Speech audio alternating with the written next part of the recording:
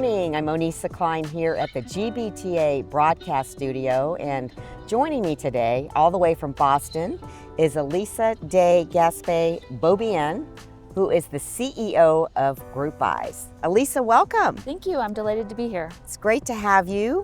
We were just chatting. This is, I think you said, your 9th GBTA. Absolutely.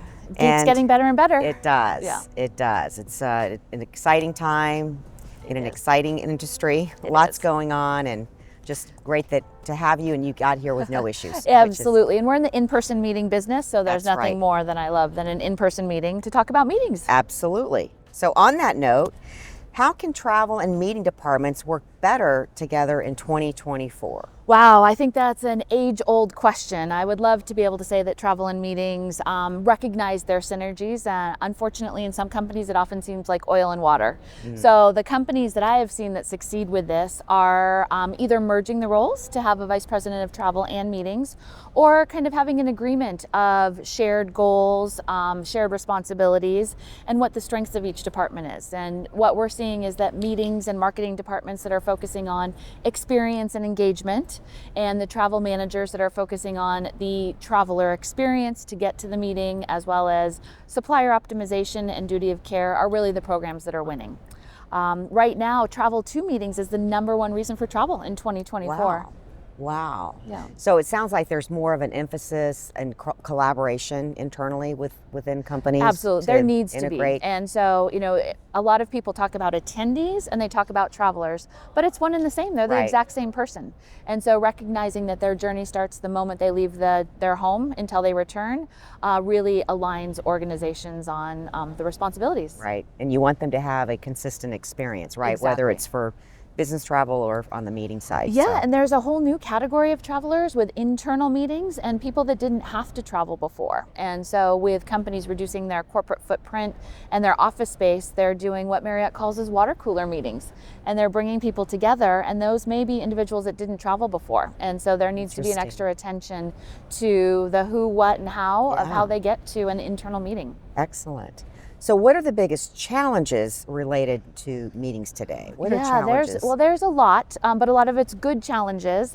So the fun thing is that meetings are, I like to say, sexy now, but meeting spend is big, and it's actually larger than transient spend right now. And programs are all optimized on managing transient travel spend, and they haven't gotten their arms around meeting spend yet. And so when that becomes the larger volume, that presents a challenge. There's also logistical challenges of more meetings and fewer planners. We're seeing the lead time for smaller meetings of about under 250 people as being shorter, a couple of months, and then large meetings being several years out. So there's no clear patterns. And it's also a buyer's market. Rates are through the roof across the board with hotels, AV, florist, everything. And often travel budgets don't know the reality of coming back to all of these internal meetings. So there's a lot of challenges with budget, and the industry is still recovering from the pandemic, and some suppliers unfortunately aren't ready to accept a group yet, aren't ready for prime time. Interesting. And so service levels are suffering in some areas. Excellent. Wow, good insight there. Yeah. What can travel managers do to prepare for the surge in meetings and events for internal business? Yes, exactly. So I love that you said internal business, because they are internal stakeholders that are their customers. And we work with travel managers every day at organizations large and small, and we encourage them to brush off their playbook of when they rolled out their online booking tool.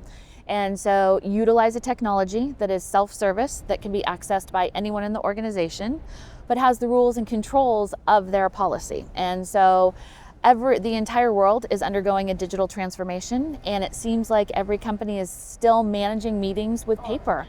And you need to future-proof your program. If you're not thinking ahead 2 to 3 years, you won't be where you need to be. So we say embrace technology and utilize the skills that you have to manage meetings the same way you manage travel.